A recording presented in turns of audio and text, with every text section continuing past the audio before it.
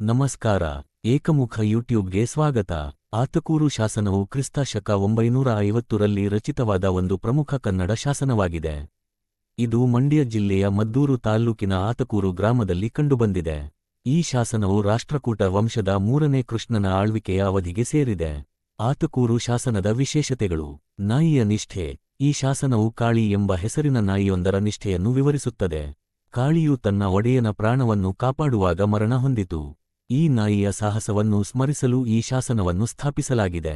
ಕನ್ನಡ ಭಾಷೆ. ಈ ಶಾಸನವು ಪ್ರಾಚೀನ ಕನ್ನಡ ಭಾಷೆಯಲ್ಲಿದೆ ಮತ್ತು ಇದು ಕನ್ನಡ ಸಾಹಿತ್ಯದ ಆರಂಭಿಕ ಉದಾಹರಣೆಗಳಲ್ಲಿ ಒಂದಾಗಿದೆ. ಐತಿಹಾಸಿಕ ಮಹತ್ವ.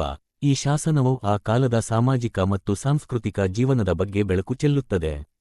ಇದು ನಾಯಿಯಂತಹ ಪ್ರಾಣಿಗಳಿಗೂ ಮಹತ್ವ ನೀಡಲಾಗುತ್ತಿತ್ತು ಎಂಬುದನ್ನು ತೋರಿಸುತ್ತದೆ. ಆತಕೂರು ಶಾಸನದ ಕಥಾವಸ್ತು. ಈ ಶಾಸನದಲ್ಲಿ ಬೂತುಗ ಎಂಬ ರಾಜನು ಮನಾಲ ಎಂಬುವವನ ನೆರವಿನಿಂದ ಚೋಳ ರಾಜನಾದ ರಾಜಾದಿತ್ಯನನ್ನು ಕೊಲ್ಲುತ್ತಾನೆ. ಕೃತಜ್ಞನಾದ ರಾಜನು ಮನಾಲನಿಗೆ ಅವನು ಬಯಸಿದ ವಸ್ತುವನ್ನು ನೀಡುವ ಆಶ್ವಾಸನೆ ಕೊಡುತ್ತಾನೆ. ಮನಾಲನು ತನ್ನ ಪರಾಕ್ರಮಕ್ಕೆ ಪ್ರತಿಯಾಗಿ ಕಾಳಿ ಎಂಬ ನಾಯಿಯನ್ನು ಕೊಡಬೇಕೆಂದು ಕೇಳಿಕೊಳ್ಳುತ್ತಾನೆ. ರಾಜನು ಅವನ ಕೋರಿಕೆಯನ್ನು ಈಡೇರಿಸುತ್ತಾನೆ. ಸ್ವಲ್ಪ ಕಾಲದ ನಂತರ ಕಾಳಿಯು ಕಾಡುಹಂದಿಯ ಸಂಗಡ ಹೋರಾಡುವಾಗ ಸತ್ತುಹೋಗುತ್ತದೆ. ಮನಾಲನಿಗೆ ಬಹಳ ದುಃಖವಾಗುತ್ತದೆ. ಕಾಳಿಯ ಪರಾಕ್ರಮ ಮತ್ತು ನಿಷ್ಠೆಗಳ ಸ್ಮಾರಕವಾಗಿ ಮನಾಲನು ಒಂದು ವೀರಗಲ್ಲನ್ನು ನಿಲ್ಲಿಸುತ್ತಾನೆ. ಅದರಲ್ಲಿ ಆ ಹೋರಾಟದ ಪ್ರಸ್ತಾಪವಿದೆ. ಆ ಸ್ಥಳದಲ್ಲಿ ನಿರಂತರ ಪೂಜೆಗಳನ್ನು ನಡೆಸಲು ಅಗತ್ಯವಾದ ದತ್ತಿಯನ್ನು ಕೂಡ ಮನಾಲನು ನೀಡುತ್ತಾನೆ. ಈ ಶಾಸನವು ಬೂತುಗನು ಮನಾಲನಿಗೆ ನೀಡಿದ ಕೊಡುಗೆಗಳನ್ನು ಮತ್ತು ಮನಾಲನು ಆ ವೀರಗಲ್ಲಿನ ಸಂರಕ್ಷಣೆಗೆಂದು ನೀಡಿದ ದಾನಗಳನ್ನು ನಿರೂಪಿಸುತ್ತದೆ.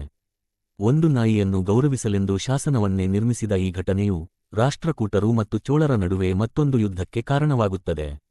ಆತಕೂರು ಶಾಸನವು ಪ್ರಸ್ತುತ ಬೆಂಗಳೂರಿನ ಸರ್ಕಾರಿ ವಸ್ತು ಸಂಗ್ರಹಾಲಯದಲ್ಲಿದೆ.